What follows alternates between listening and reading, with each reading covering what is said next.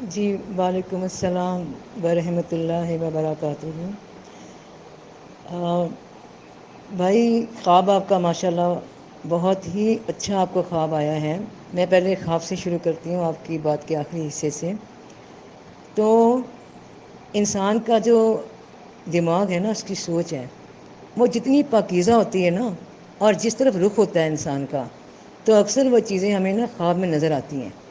جیسے کہ نیک بننے کی جو انسان کوشش کرتا ہے، اللہ کی طرف رجوع رکھتا ہے، تو اور ظاہر ہے کہ پھر قرآن بھی پڑھتا ہے، قرآن کو سمجھتا ہے، آیتیں دل میں جب اترتی ہیں، اور جو چیز دل میں اترتی ہے نا، وہ ہماری ایک طرح کی خواہش ہوتی ہے، اور پھر ہمیں وہ اکثر خواب میں نظر آتی ہے۔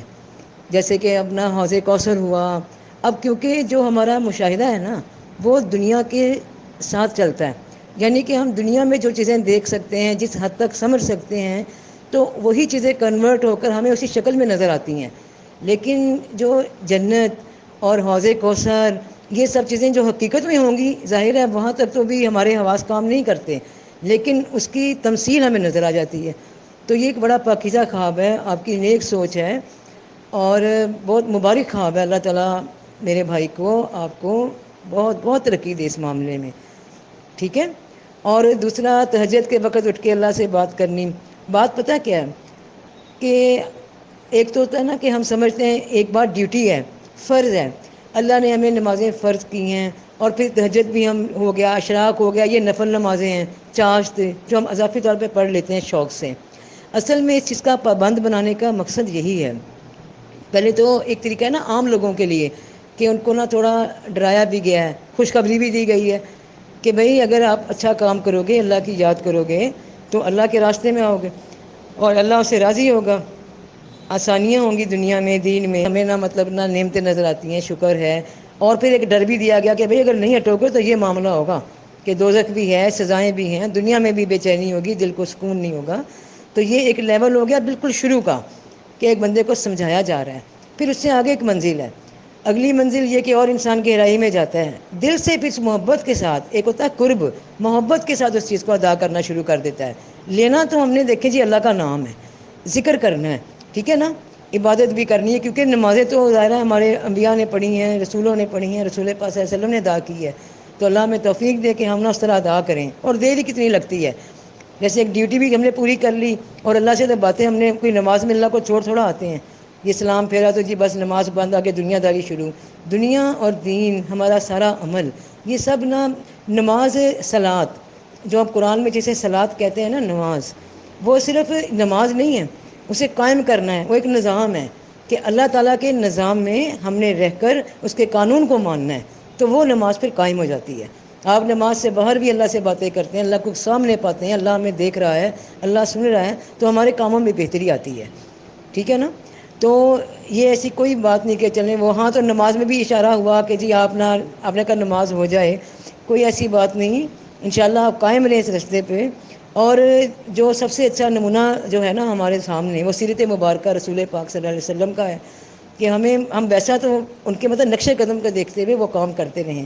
بعض دفعہ ہمیں کسی چیزوں کی سمجھ بھی نہیں آتی نا، انسان دیکھیں نا، انسان کا ذہن ہے بس ویسا آ گیا، کیا ہے بھئی یہ نماز پڑھ رہے ہیں بھئی، یہ نہیں وہ نہیں، جو دنیا دار لوگ کو دنیا کی خواہش پوری نہیں ہوئی تو گلا شروع ہو گیا کہ کیا فائدہ۔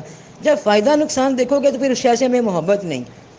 ہمیں دنیا میں کسی چیز سے اگر محبت ہو جائے، کسی انسان سے ہو جائے، تو ہم ہر کام اس کی خوشی کے لیے نہ، چاہے ہم تکلیف ہو رہی ہوں، ہم برداشت کرنے لگ پڑتے ہیں، دل پہ جھیل لیتے ہیں، کچھ نہیں ہوتا جی، خیر ہے، چلتا رہے یہ معاملہ، مگر یہ خوش رہے بھی میرا جو بھی میرا پیارا ہے یا پیاری ہے، یہ خوش رہے۔ تو اللہ کی ذات ہے نا، جب ہم اس کے راستے میں چل پڑتے ہیں، کوئی مشکل آئے یا آسانی آئے، دونوں طرح الحمدللہ، دونوں طرح شکر اور صبر، کہ میرا رب راضی ہے، وہ مجھے دیکھ رہا ہے، وہ کبھی مجھے رسوا نہیں ہونے دے گا۔ اور اللہ کہتا ہے میں اپنے جو میرے دوست ہیں، جو میرے اپنے ہیں، میں ان کو نہ تو مطلب نہ ان کو کوئی غم ہے اور نہ انہیں کوئی ڈر ہے۔ اب جو ڈر ہوتا ہے نا، وہ باہر سے ہوتا ہے، باہر کی چیزوں سے جو ہمارے باہر ہیں، اور غم ہوتا ہے اپنے دل کے اندر کا جو ڈر، کوئی خوف، کوئی غم اندر کا، تو اللہ تعالیٰ ان سے پھر بچا لیتا ہے۔ بالکل ثابت قدم ہو کے چلیے، ماشاءاللہ دل میں روشنی ہے بیٹا، روشنی ہے، روحانیت ہے، اور روح یہی ہے، روحانیت یہی ہے، اللہ کا قرب، اللہ سے محبت۔ میں نے نا حضور پاک صلی اللہ علیہ وسلم کی نا جب ایک حدیث مبارکہ پڑھی، مجھے نا تب سے میرے اندر بڑی چینج آئی، میرے بچپن کی بات ہے۔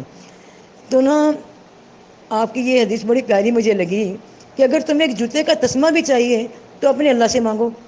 بڑی پیاری لگی یہ بات. تب ذہن بچوں والا تھا, میں نے یہ کام شروع کر دی. ایسا لگتا تھا کہ جیسے وہ 70 ماؤں جتنا پیار کرنے والا, ٹھیک ہے نا, جیسے ہماری ماں سامنے ہے تو وہ ہمیں سامنے محسوس ہو رہی ہے. اسے محبت ہوگی کہ یا اللہ ایسا کریں, یا اللہ ایسا ہونا چاہیے, اللہ پاک یہ. تو اللہ تعالیٰ جو کبیرہ گناہ سے ہمیں بچنا چاہیے, جو بڑے ہیں, تو باقی چھوٹے موٹے گناہ تو انسان زیادہ غلطیاں کرتا رہتا ہے نا, وہ گناہ نہیں غلطی ہو جاتی ہے کیونکہ انسان ہے. اب فرض کریں آپ سے میری بات ہو رہی ہے یا آپ نے مجھے بات کی, ہمارا کوئی جھگڑا ہو جاتا ہے.